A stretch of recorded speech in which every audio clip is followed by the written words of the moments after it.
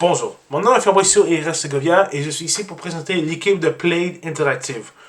Comme vous avez mentionné, mon nom est Fabricio Herrera Segovia et je suis un des directeurs généraux de cette équipe. J'ai aussi mon partenaire Francis Gladieux qui est un autre directeur général de cette équipe, puis un autre qui est Alexandre Zingra-Trudeau qui est choisi d'être le directeur des opérations, puis comme en tant que producteur, nous avons Sarah Lasselle.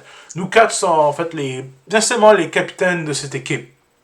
On a un total, en incluant nous dans ce nombre, on a un total de 52 employés dans ce studio.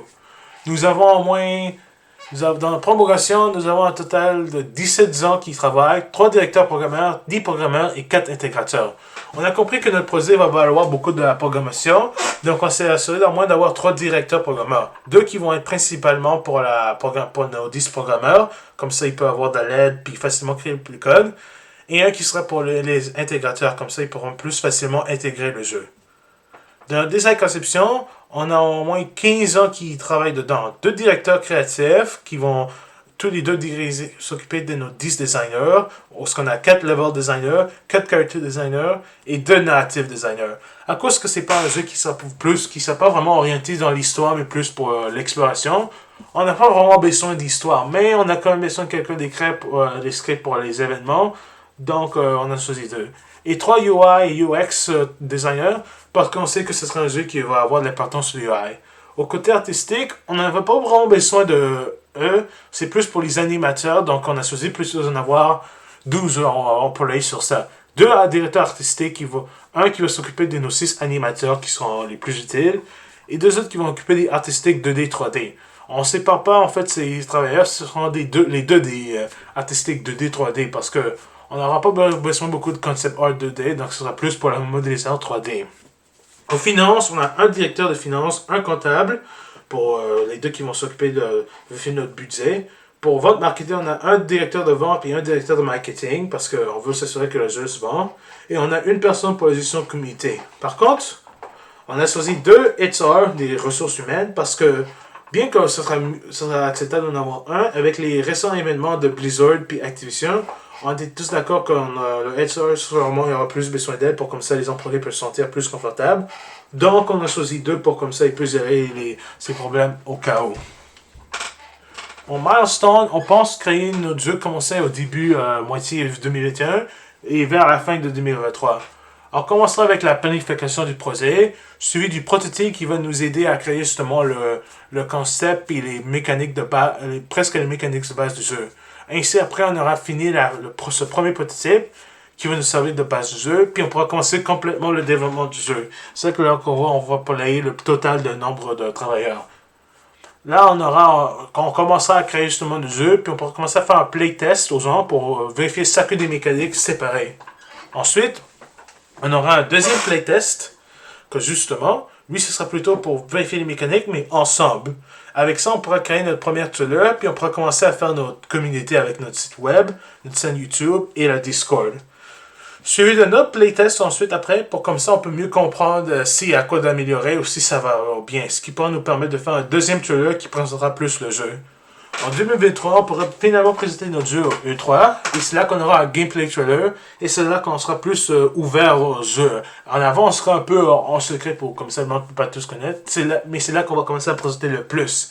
Surtout qu'après, on sera rendu à l'alpha du jeu. Puis, après l'alpha, quelques mois après, on pourra commencer le début de marchandise. On commencera à faire un trailer qui dit qu'on commence à accepter les précommandes. On aura un édition collector. On aura des t-shirts et des posters, quoi qui peut nous permettre de regagner notre budget. Ensuite, on fera un trailer pour la bêta, pour justement maintenant se vendre pour tester le jeu ouvertement n'importe où, sur PC.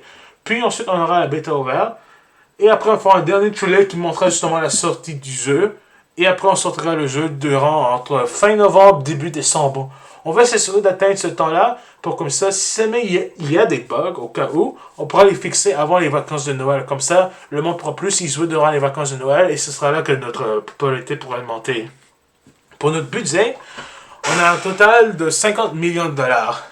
Ce qui nous a permis d'avoir un total d'employés, d'avoir ce nombre d'employés qu'on avait. Ce qui nous donne en fait un total de 13 millions. Avec ça, on s'est dit qu'on peut techniquement nous aider à plus dépenser d'argent sur le marketing. Donc, on a pensé à payer 57 000 $ pour le site web, 28 millions au marketing parce qu'on sait que notre jeu, c'est pas vraiment un jeu que tout le monde veut jouer.